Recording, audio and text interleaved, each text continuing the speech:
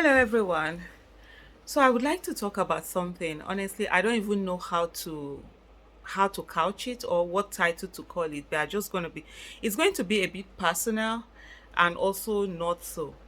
So yesterday, in the last few days there have been conversation about fake drugs, fake food, fake items, and of course, naturally, the whole conversation tilted toward NAFDAC because that's the organization that is supposed to protect, consumers from all of these things. And you can't talk about NAFDAC without talking about Mrs. Dora Akunyele.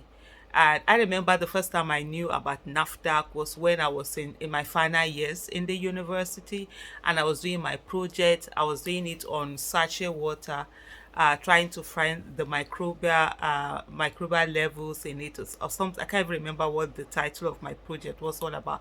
But basically it was that I read microbiology. And so I got, because of my academic work that I was doing, I got to hear about NAFDAC. And years later, when Mrs. Dora Akunyili took over NAFDAC, she made NAFDAC so popular that everybody now knew what NAFDAC was, what it was supposed to do. People knew what to expect, to look for NAFDAC number to ensure that you get products that are original and genuine. So anybody, like I said earlier, the history of NAFDAC can never be spoken about in this country without the mention of Mrs. Dora Akunyili, late Mrs. Dora Akunyili, may her soul rest in peace. And so that whole conversation was going on, so and then there was a message that came in from her son, quite a heartbreaking message. And I will start with the one that said, there was one about where so people are talking about the sacrifices that the family have had to do. She died of cancer, and then a few years ago her late husband, her husband that she had left behind, was killed in a very gruesome manner by unknown gunmen, just like that on the streets. And the children, we find out, via social media, because the videos, everything just went, viral. And this is someone that actually has a hospital. It's so painful seeing how they've lost so much. So this is what the son, one of the children, the son, at Dog Ziggy, that's his handle, his ex handle. His name is Edozie John Akunyili. He said exactly, referring to someone else's tweet, he said, "Nobody has sacrificed more for Nigeria than our family. And yet we constantly ask ourselves if it was worth it. We would give anything to have our parents with us, but Nigeria moves on with corruption and impunity from top down, are seen as normalcy." And then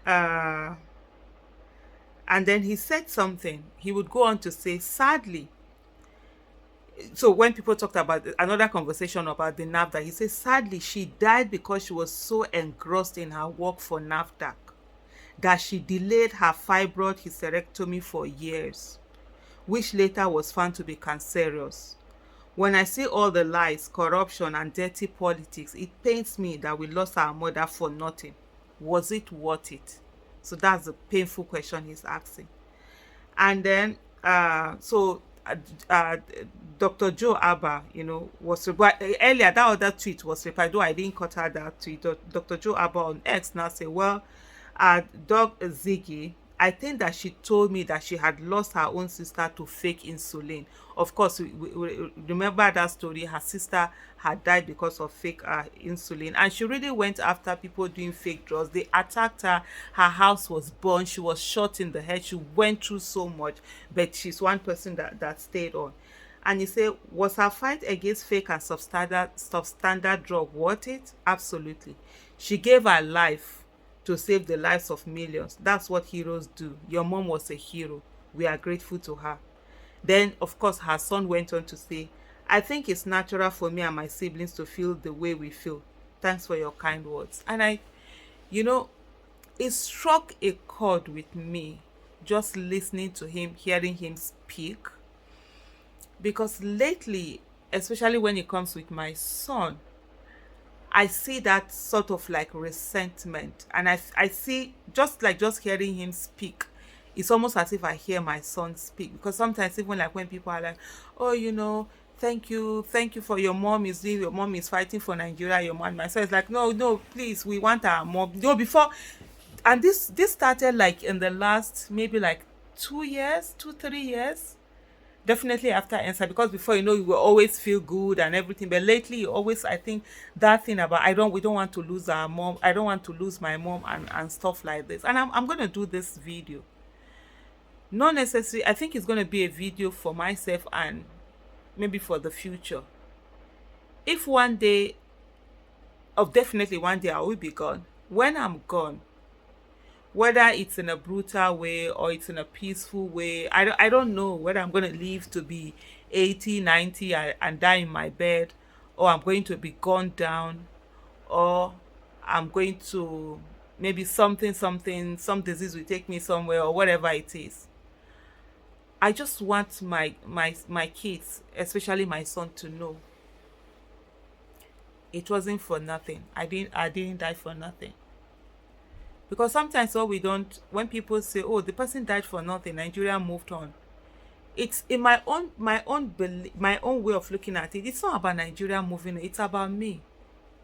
I am fulfilled that I'm doing what I'm supposed to do. For me, I've said this before and I'm going to repeat it again. Death is not when you can no longer breathe in oxygen or bring out carbon dioxide. Death for me is when I'm afraid to speak because I'm afraid to die. Where I will say, let me mind my business and not do anything in this whole world, in this whole country where things are messed up, where the wrong things are being done, and I'm silent, then I would have been dead, even if I'm here. Even if I'm here with my children or here with anyone.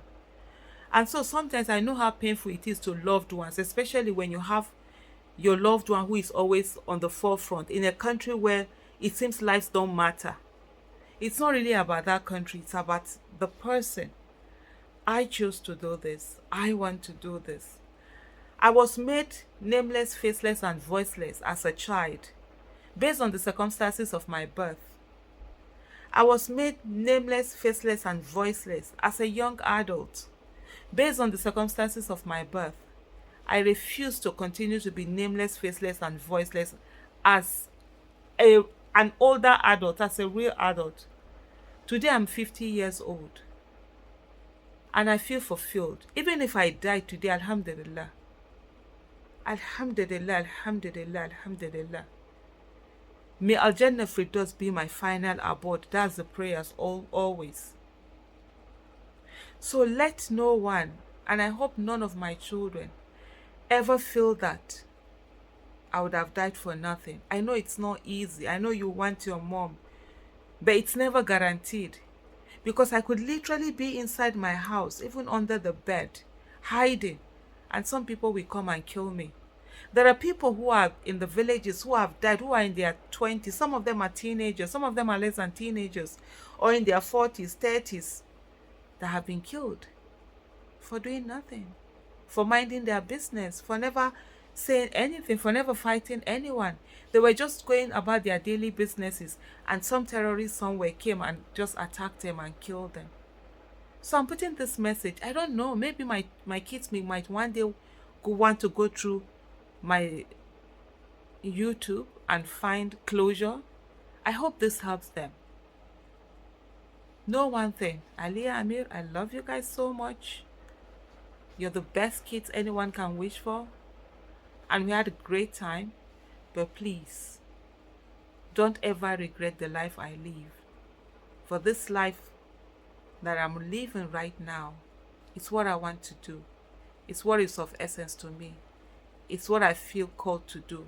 It's what gives me life. It's what makes me fulfilled. It's what makes me happy.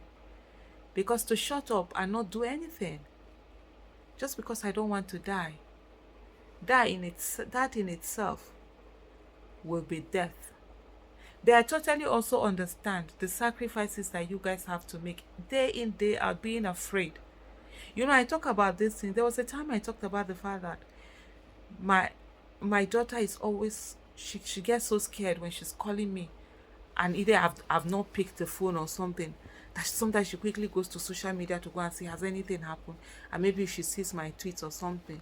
Because sometimes I use different phone. Maybe my phone is somewhere. I'm using another phone to tweet and stuff like that.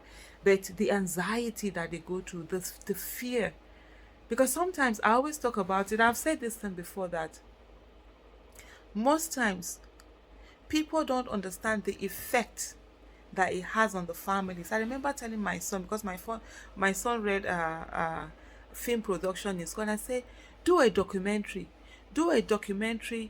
on the families of advocates and activists and people who put themselves on the line, because at the end of the day, they are the ones who really feel the brunt. They are the ones who are afraid on our behalf, because we are out there doing it. You know, the adrenaline is going on, you're doing what you need to do, but they are the ones who have to say, what if something happens? What if this is on? They're the ones who have to live with that fear, not only live with that fear, but also encourage you and smile and ensure that you're doing that thing that you want to do. It's never easy, right? It's never easy. But life is what it is. But sometimes people really don't die for nothing. People who put their lives on the line, maybe that's for them is the fulfillment. It's what they want to do. I know it's hard. But it's hard. But let's not feel that they died for nothing. They died for something they believed in. And that should count for something. Thank you. I know I've rambled long, but it really got me. Thank you.